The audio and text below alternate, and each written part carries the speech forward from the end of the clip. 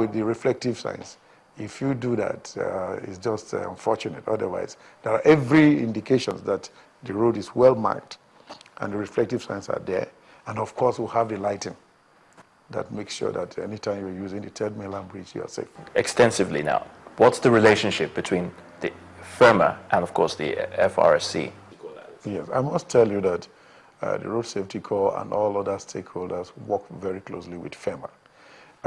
Because of the Road Abuse Act, we identified that sometimes in Nigeria people vandalize, our bridge handrails because people want to use the metal, cut them away. Sometimes you find the bridge lighting, they remove the poles. Sometimes people cut across our road to just lay pipes. So we work with all these stakeholders, the Road Safety Corps, the police, and then, of course, the local authorities to ensure that we have collective sense of ownership. And you see, that is the great advantage of the mobilization of youths within a locality. So if you're doing things that are not acceptable with respect to maintaining our roads, they report quickly. And so not to take up violent acts. No.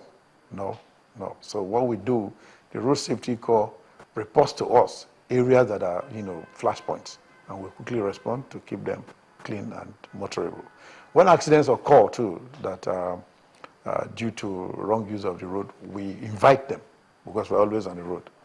And today we have what we call FESCARA, Federal Road Surveillance and Committee in charge of action against road abuses. We have the police, the Nigerian Army, the Federal Road Safety Corps, and the Civil Defense Corps, along with FEMA and Federal Highways Authority and Federal Highways officials.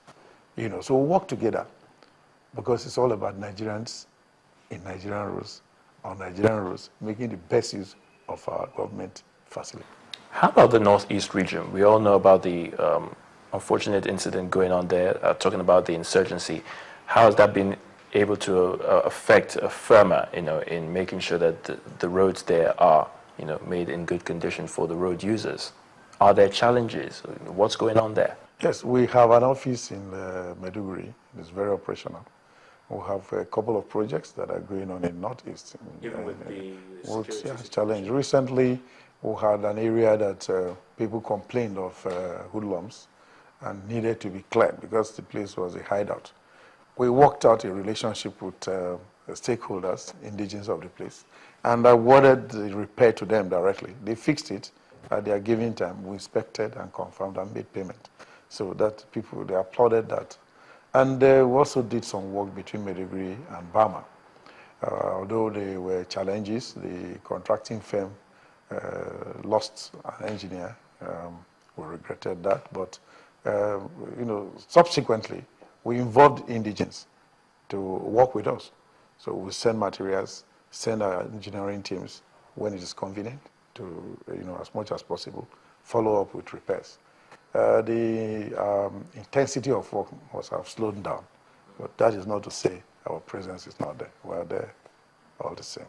Now, in terms of executing projects, in terms of the budgetary spending for execution of projects, perhaps you want to give us an insight into, how it was in 2014 and what's, in the works for the year 2015 as well. Give us an insight. Luckily, with the program I have described, we have learned to keep our roads motorable. And that is to say, maintenance as it's done all over the world is that it starts from the day construction stops. You don't wait until the road fails before you commence maintenance. What do I mean by this? Even if it is cleaning the shoulders, vegetation control, crack sealing, replacement of warning signs, replacement of road markings, road furniture, these are all parts of routine maintenance.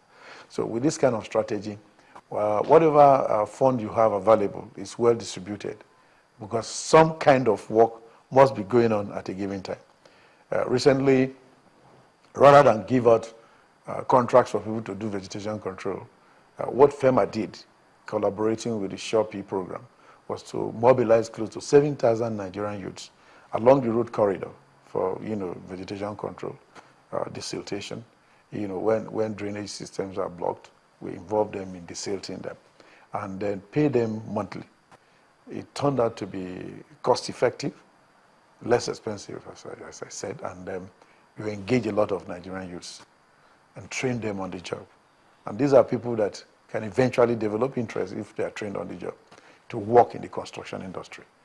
So we have all these programs to ensure that road maintenance is cost-effective. Let's hold our thought for a moment and just go on this quick break. And when we come back, we shall continue with our discussion. It's still question time. And of course, the Managing Director of the Federal Roads Maintenance Agency is still here with us. Stay with us. We'll be right back. The idea was to create a platform where two sides of every issue are brought to the fore. Usually, when it opens, it's calm. This administration has a very fantastic blueprint. On paper! Listen to me. I go show paper. But sometimes it's impossible to keep calm. The only company you brought into Anambra State is alcohol manufacturing company. It's business. That will give us drinks when we are unemployed, when we are angry, we drink and go to bed. It's not about quoting the Constitution. I know my responsibility. But before I can dot the Your I's responsibility is to look at these proposals that have been sent to you. And it is you that is the custodian of the resources. You are expecting the security people to solve this problem. You will wait till the kingdom comes. So you get to see and hear how each side feels when you touch that button. That's Face Off, only on Channels Television. Welcome back. It's still question time on Channels Television. Engineer Gabriel Achumi, the Managing Director of FERMA, that's the Federal Roads Maintenance Agency, is still here with us. Now, I want to take you up on the partnership drives of the agency. What can you tell us? Are there any partnership agreements with other firms, especially in the private sector? We're also keying in to ensure that we have what we call area management contracts, where you probably identify given lengths of road, hand them over to a consortium with the roads members of the engineering corps of the Federal Road Maintenance Agency. You work out a condition that you must not allow the road to go below. So payment is going to be based on output performance. You have the road ensuring that no pothole is there, no crack that will disturb the flow of traffic will be allowed, and at the end of the month, you check the condition of the road and pay what is agreed with the firms that are executing those projects. So we call them area management project. It's something similar to, well, build, operate, and transfer. But the difference is that we have an idea of the minimum standard acceptable for those group of roads, and that is only what attracts payment. The build, operate, and transfer